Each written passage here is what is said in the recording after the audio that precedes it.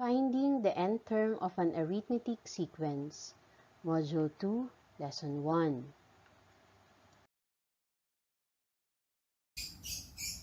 Hi once again! Lumabas muna ako ng classroom. Ang ganda kasi ng paligid. At ang ganda ng panahon. Let's go! This video lesson was prepared as a continuation of the topics discussed from the previous discussion. After learning to define and illustrate a arithmetic sequence, these will help you learn and master the next essential learning competencies. After going through this video, you are expected to find the nth term of the arithmetic sequence. Solve for the unknown variable of the arithmetic sequence and apply arithmetic sequence in real-life problems. Annalyn wanted to buy Ashley a gift for her birthday. She saved money to do that. She saved 20 pesos on the first day, 22 pesos on the second day, 24 pesos on the third day, and so on and so forth. Let us make a sequence representing her daily savings until the 10th day. Her savings until the 10th day can be represented by the following sequence: 20, 22, 24, 26, 28, 30, 32, 34, 36, 38.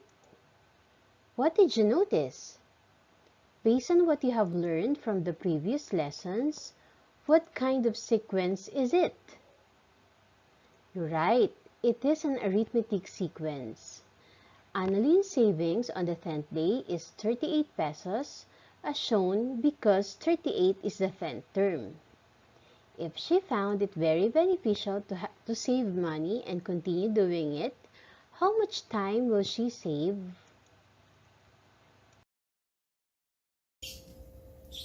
If she found it beneficial to save money and continue doing it, how much will she save on the 30th day?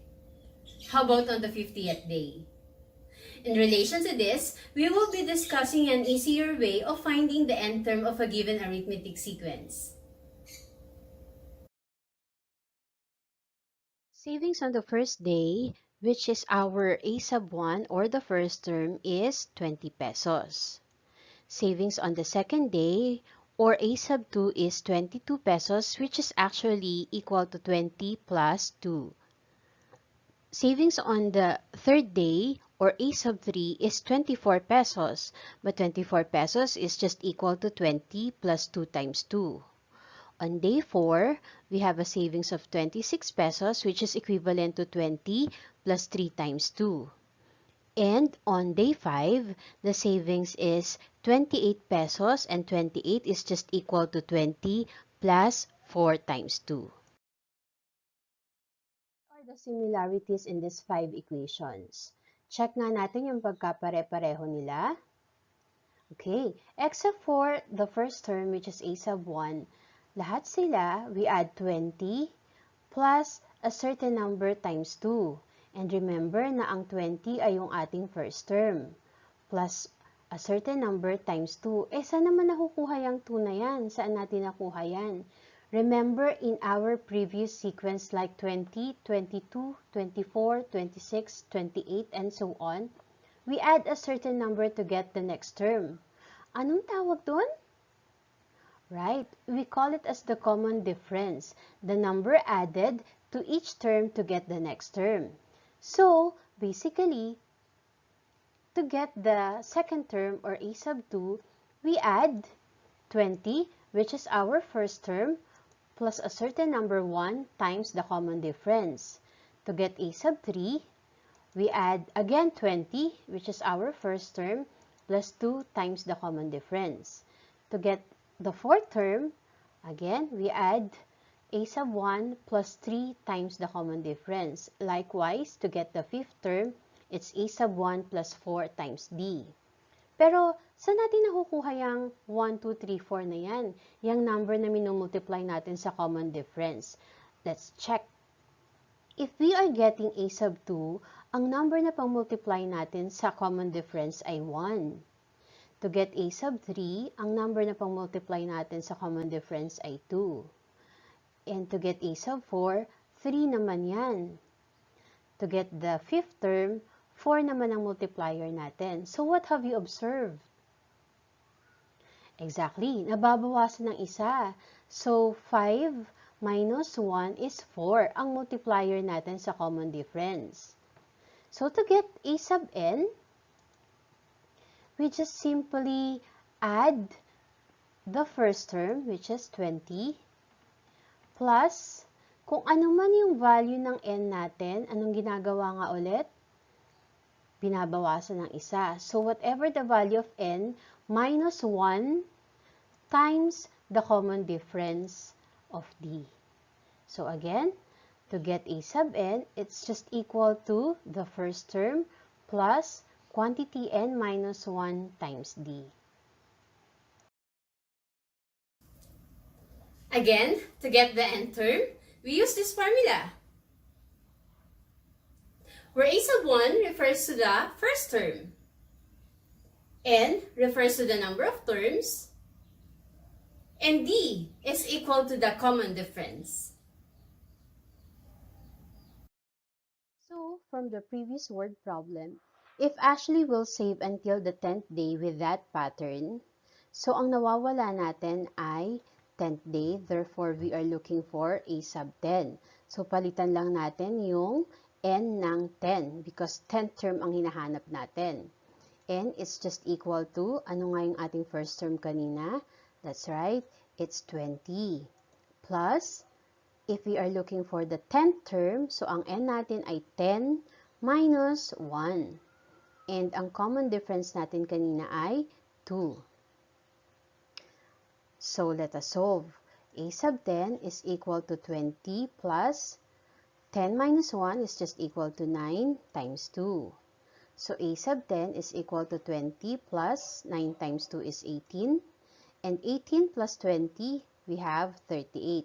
So our savings on the 10th day is 38 pesos. Check how much we'll actually save on the 30th day. So we are looking for a sub 30. And it is equal to, ang first term natin ay 20 pesos or 20 plus ang ating n ay, since we are looking for a sub 30, 30 minus 1. Lagi bang minus 1? Yes, from our equation. So 30 minus 1 times the common difference na 2. And a sub 30 is equal to 20 plus 30 minus 1 is 29 times 2. A sub 30 is equal to 20 and 29 times 2 is 58 plus 20. Therefore, her savings on the 30th day is 78 pesos or a sub 30 is equal to 78.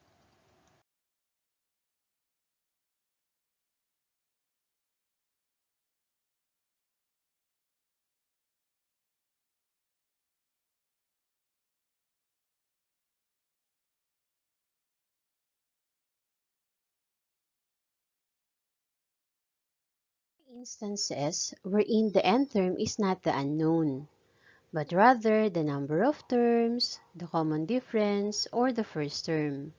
An example is here. In the arithmetic sequence 5, 11, 17, and so on, which term is 395? So, ang tinatanong dito, kung pang ilan si 395? Hindi natin alam kung pang ilang term siya. So, tingnan muna natin at isa-isahin ang mga given. First, nawawala yung n. Again, we are looking for what term is 395. Then, a sub 1 is 5. The difference is just subtracting the second term from the first term or 11 minus 5. Pwede rin namang third term minus second term, 17 minus 11. We will still arrive at the same answer. So the difference is 6. And we have the same formula for arithmetic sequence. A sub n is equal to a sub 1 plus quantity n minus 1 times d. So let us substitute. Ang last term natin ay 395 Pero hindi natin alam kung pang ilan siya. And that is equal to, ang first term natin is 5 plus, nawawala yung n, diba? So, n pa rin siya, minus 1. But the difference is 6, so times 6. And then we have 395 equals 5 plus, to multiply this, 6, isa-isa natin i-multiply sa kanilang dalawa. So we have 6 times n equals 6n. And then we have 6 times negative 1 equals negative 6. Then let us transpose 5 and negative 6 to the left. Remember na ang naghihiwalay sa bawat equation ay yung equal sign. So this is the left side, yung 395, and this one is the right side. So transpose natin yung 5 to the left as well as negative 6 to the left. But remember, pag transpose natin, mag-change siya ng sign. So 395 minus 5, and then yung negative 6 will become positive 6 equals 6n. So simplifying 395 minus 5 plus 6, we have 396. Ulit 395 minus 5 is 390. Plus 6 is 396 equals 6n. Pero may katabi pang 6 yung n, and we have to eliminate that. Kailangan ma-cancel. Therefore, we have to divide both sides by 6. So again, 6 by 6, that will be equal to 1. So matitira na lang ay n. N is equal to 396 divided by 6 is 66. Therefore, ang a sub 66 ay 395, or ang 395 ay pang 66th term. Substituting values in the equation, a sub n is equal to a sub 1 plus quantity n minus 1 times d, let us derive the formula in getting the first term, or a sub 1. A sub 1 is equal to a sub n. Remember, nasa left side pa rin siya na equation na. Ang naghihiwalay sa left side and right side ay yung equal sign. So a sub n, nasa left side pa rin siya. And we have to transpose positive n minus 1 times d to the left. Remember, nasa right siya. And if we will do that, yung positive will become negative. So that will be negative quantity n minus 1 times d. Yan na. Therefore, ang value ng a sub 1 is equal to a sub n minus quantity n minus 1 times d.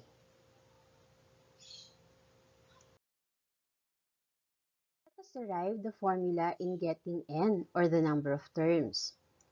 And that is, quantity n minus 1 times d is equal to a sub n. Remember, yung a sub n nasa left side of the equation pa rin, ha? And then this one nasa right side pa rin. Ibig sabihin, hindi dapat mabago yung sign. Kung positive, positive pa rin siya. Ang purpose kasi natin, dapat yung n lang yung matira sa isang side of the equation. Since meron pa siyang a sub 1 on the right side of the equation, lipat natin siya sa left side, and positive a sub 1 will become negative a sub 1. Pero may katabi pa rin si n. Meron pa siyang negative 1 times d. Pero dapat unahin natin yung d, since meron pang kasama yung n na negative 1. So mamaya na natin siya itatranspose. So right now, we have to eliminate d, or kailangan ma-cancel. And to do that, we have to divide both sides by d. Ayan, so d divided by d is equal to 1. So, makakancel na siya. What will remain is n minus 1 na lang is equal to a sub n minus a sub 1 all over d. Ayan. Now, meron pa rin siyang katabing negative 1. Lipat natin yan to the left side of the equation. So, we have a sub n minus a sub 1 all over d is equal to n. Yun na lang yung natira sa right side of the equation, diba? Pero ililipat natin yung negative 1 to the left, and that will become positive 1. Therefore, ulitin ko, ang formula in getting n is equal to a sub n minus a sub 1 all over d plus 1. Let us derive the formula in getting the common difference or yung d. So we have a sub n on the left side of the equation is equal to quantity n minus 1 times d, and then lipat natin yung a sub 1 to the left, and that will become negative a sub 1. Now, may katabi pa si d, itong binomial na to, and kailangan ma-cancel siya. So, we just have to divide both sides by n minus 1. Ayan, so n minus 1 divided by n minus 1 is 1 na lang. And ang matitira sa right side of the equation ay d is equal to this one, which is a sub n minus a sub 1 all over n minus 1. So that is the formula in getting the common difference. More. So let us answer example 1. Find the 15th term of an arithmetic sequence whose first term is 3 and a common difference of 11. Makakatulong sa atin kung isusulat muna natin yung mga given. So let's see. Ang nawawala ay a sub 15. 15th term. Therefore, kung a sub 15 yon, meron na tayong n kasi di ba dito makukuha yung n? So ang n natin ay 15. And from the given, first term natin ay 3, whose first term is 3 daw, and the common difference or yung d natin ay 11. Now, substituting from the equation of an arithmetic sequence, palitan lang natin yung a sub n, at yun na yung ating nawawala, which is a sub 15. Tapos, equal sign. Sundan nyo lang yung equation nyo. Ang a sub 1 natin ay 3. And then, may plus sign. Quantity, yung n, papalitan natin ng 15 minus 1. Laging minus 1 yun from the equation. And then, ang difference natin ay 11. So, times 11. Therefore, we have a sub 15 is equal to 3 plus 15 minus 1 ay 14 times 11. So, a sub 15 is equal to 3 plus 14 times 11 is 154. And 154 plus 3 is equal to 157. Therefore, ang a sub 15 natin ay 157. 2. An arithmetic sequence of 5 terms has the first term of 8 and the last term of 100. Find the common difference. Huwag kayong malilito, isa-isahin nyo lang yung bawat given. So, let's see. A sequence of 5 terms, ibig sabihin meron tayong n, which is equal to 5. Has the first term of 8, so meron tayong a sub 1, which is 8. And the last term of 100. So, kung last term siya, ibig sabihin ilang terms ba lahat? Diba 5? So, a sub 5 is 100. Find the common difference. So, D ang nawawala. And, from the equation, yung arithmetic sequence equation natin, substitute lang natin yung mga values. So, a sub n, or yung last term natin ay 100, is equal to, ang first term naman natin ay 8, plus, ang n natin ay 5 minus 1, laging minus 1 yun, times ang difference natin, nawawala, so D pa rin siya. And then, we have 100 is equal to 5 minus 1 is 4D. Lipat natin yung 8 from the right side of the equation to the left. So, that will become 100 minus 8. Bakit minus? Kasi positive yan. And if we transpose, diba, nababago ng sign. And then, 100 minus 8 is 92. Is equal to 4D. Again, kailangan ma-cancel yung 4 or mawala. Kasi again, ang ating purpose or ang goal natin ay maiwan lang yung D sa isang side of the equation. Therefore, we have to divide both sides by 4. And 4 divided by 4, 1 na yun. And 1 times D, ang matitira na lang sa right side of the equation ay D is equal to 92 divided by 4 is 23. Therefore, the common difference is 23. Sequence 3, 7 over 3, 5 over 3, what term has the value of negative 27? Ayan, meron tayong example na may fraction. Alam ko, marami sa atin ang hirap sa fraction, pero madali lang naman to. First of all, isulat muna natin yung mga given. Meron tayong last term na negative 27, pero hindi natin alam kung pang ilan siya. Therefore, a sub n yun is equal to negative 27. Pero meron tayong first term which is 3 and pwede natin makuha yung difference by just subtracting the second term minus the first o kaya yung third term minus the second term. So, doon na lang tayo sa parehong fraction. Third term, which is 5 over 3 minus second term is 7 over 3. Pag pareho naman yung denominator, madali lang. Kukopyahin lang natin yung denominator. Ang isosolve lang natin yung sa numerator, which is 5 minus 7 is equal to negative 2 all over 3. And again, ang nawawala natin ay yung n or kung pang ilan siya.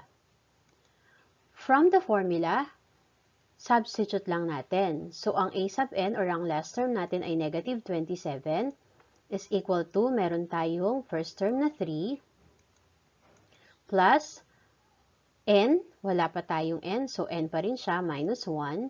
And ang difference natin is negative 2 over 3. Now, again, yung ating goal ay maiwan lang sa isang side of the equation kung ano man yung nawawala. So, meron pa siyang 3 dito sa right side. So, lipat lang natin yung positive 3, it will become negative 3. Ang matitira sa right side ay quantity n minus 1 times negative 2 over 3. So, i-multiply daw natin yung negative 2 times n. So, we have negative 2n. And then, yung negative 2 naman times negative 1, which is equal to positive 2 all over 3. Now, simplify natin to. Negative 27 minus 3 is negative 30 is equal to negative 2n plus 2 all over 3. Ngayon, yung right side of the equation, fraction. Dapat ma-eliminate natin yung denominator na 3. So, what we do, we cross-multiply. We have negative 30 times 3 is negative 90. And then sa kabila naman, pero walang denominator yung 30, negative 30. Pero we all know that the whole number has an invisible denominator of 1. And then we cross-multiply. We have 1 times 2n times negative 2n plus 2 is negative 2n plus 2. And then, lipat natin yung positive 2 to the left. So, we have negative 90. Positive 2 will become negative 2 is equal to negative 2n. Simplifying, negative 90 minus 2 is negative 92 is equal to negative 2n. And, para ma-cancel yung negative 2 na katabi ng n, we have to divide both sides by negative 2. So, cancel na yung negative 2. Kasi equal lang yun sa 1. Therefore, we have n na lang yung matitira sa kanan is equal to negative 92 divided by negative 2 is positive 46. Therefore, yung negative 27 ay pang 46 term. Example 4. If a sub 24 is equal to 85, the common difference is 7, find a sub 1. Again, jot down muna natin yung ating mga given. Ang nawawala ay a sub 1. Ang last term natin ay 85 or a sub 24. So, kung meron tayong last term, therefore, meron tayong value ng n which is 24. And ang d natin or common difference is 7. From the equation, substitute lang tayo ng mga values. Ang last term natin ay 85 is equal to, wala pa tayong first term, so that's still a sub 1. Plus, ang value ng n natin ay 24, laging minus 1, times the difference is 7. Therefore, we have 85 is equal to a sub 1 plus 24 minus 1 is 23 times 7. 85 is equal to a sub 1 plus 23 times 7 is 161. Again, ang goal natin, dapat kung ano yung nawawala, may iwan lang siya sa isang side of the equation. So, since may katabi pa siyang 161, lipat natin to sa left side of the equation. So, we have 85 is equal to a sub 1, and yung positive 161, if we transpose it to the left, that will become negative 161. And 85 minus 161 is equal to negative 76. So, yun ang ating first term. How many terms are there in an arithmetic sequence with a common difference of 4 and with first and last term of 3 and 59 respectively? Listing down the given, ang nawawala sa atin ay kung ilang terms meron tayo. So, N, yung ating question mark. Pero may binigay na common difference which is 4 at meron ding first term na 3 at meron ding last term, kaya lang hindi natin alam kung pang ilan yan. So, A sub N is equal to 59. From the equation, substitute lang tayo ng values. Ang last term natin ay 59 is equal to, ang first term natin ay 3 plus quantity n minus 1 times, ang difference natin ay 4. Wala pa kasi tayong value ng n. And then, ilipat natin yung positive 3 to the left. So, that will become negative 3. Ang matitira lang sa right side ay quantity n minus 1 times 4. Multiply natin isa-isa yung 4 sa kanilang dalawa. Therefore, we have 4 times n, it is equal to 4n. And 4 times negative 1 is equal to negative 4. And then, simplifying, we have 59 minus 3 is 56 is equal to 4n. Now, ilipat natin yung negative 4 to the left. So, that will become positive 4. And 56 plus 4 equals 60 is equal to 4n. Now, di ba, ang goal natin, dapat n na lang yung matitira since yun ang nawawala or hinahanap natin. Therefore, kailangan makancel yung 4. And to do that, we have to divide both sides by 4.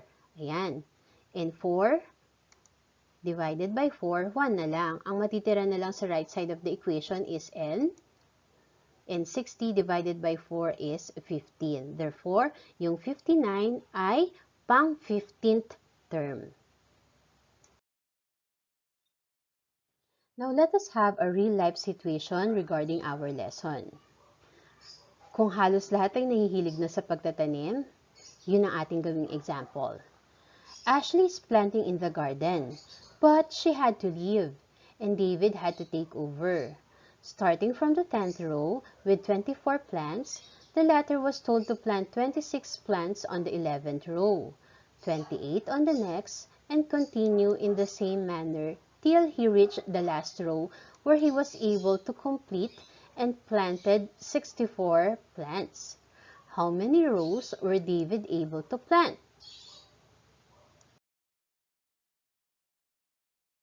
So, isulat natin 10th row, 24 plants, 11, 26, 12 row, 28 plants, until such time na nagkaroon siya ng 64 plants on kung pang ilang row, hindi natin alam. Okay. Ngayon, naunang binigay yung 10th row. So, let's make it, yun muna yung ating A sub 1. Umusog tayo para siya yung ating first term. So, ilang rows ang inusog natin? Let's see. 10, 9, 8, 7, 6, 5, 4, 3, 2, 1. So, we have 9 rows. So, ibig sabihin, yung 11th row, usog din tayo ng 9 rows. So, magiging siya yung ating second row. Ganun din, yung 12 row, usog tayo ng 9 rows. So, yun ang magiging A sub 3 natin. Laging 9 rows pretending na sila yung una. So, yung A sub n natin, yung last row natin, we have 64 plants. So, we have the given n, kung pang ilang row yung nawawala. Ang difference natin, liba, laging dalawa. So, 24, 26. So, lagi nag-a-add tayo ng dalawang plants every row. Ang first term natin, pretending na yung A sub 10, siya yung first row. So, 24. At yung A sub n, yung last row natin, we have 64 plants. Now, from the given, ayan, so solve na natin. Ang a sub n natin ay 64 is equal to, ang first term natin ay 24, plus, hindi natin alam kung pang ilang row yon, times ang difference natin ay 2. And then, lipat natin yung 24 to the left. So, we have positive 24 will become negative 24. Kinopya ko lang yan, yan nandyan. 64 minus 24 is 40 is equal to n minus 1 times 2. So, again, isa-isa natin multiply yung 2 times n is 2n. And then, 2 times negative 1 is negative 2. Now, lipat natin yung negative 2 to the left. So, we have 40. Yung negative 2 will become positive 2 equals 2n. We have 42 equals 2n. And then, kailangan makancel yung 2. So, we have to divide both sides by 2. Now, we have 2 divided by 2 is 1. Ang matitira na lang, n is equal to 42 divided by 2 ay 21. So, we have n is equal to 21. Balikan natin yung given natin kanina. Wherein, yung 10th row, siya muna yung ginawa nating first row. Yung 11th row, siya yung ating second row. And yung 12th row, siya yung ating third row. So, we are moving 9 rows backward. So, kung babalik rin naman natin, from here, a sub 1, we move 9 rows forward para makuha yung a sub 10. And likewise, kung meron tayong a sub 2, para makuha yung equivalent niyang row, we have to add 9 to 2. So, we have 2 plus 9, we have the 11th row. Ganun din dito. To get the 12th row, yung a sub 3 plus 9 is a sub 12. Now, na-compute na natin yung value ng n. Ang last row natin is 64. So, nakuha natin na yung value ng n ay 21. Therefore, yung may 64 plants ay pang 21th row. Pero yun ay kung nag-backwards tayo ng 9 rows. So, kung ibabalik natin para makuha yung original na pang ilang row yan, we just have to add 9 from 21. Therefore, 21 plus 9 is a sub 30. Yun ang ating original na row. So, ulitin ko ha, yung may plants na 64 ay pang 30th row. Okay, saan nga nakuha yun? Kasi nga, di ba, nag-pretend tayo, musog tayo ng 9 rows backward. At kung ibabalik naman natin, mag-add tayo ng 9 rows forward. So, yung 21 plus 9 is 30. So, yung ulitin ko lang, na yung row na may 64 plants ay pang 30th.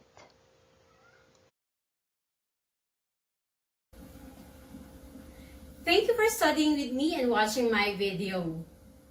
Don't forget to like and subscribe to my YouTube channel. Remember, learning math is easy with Teacher SP. Bye!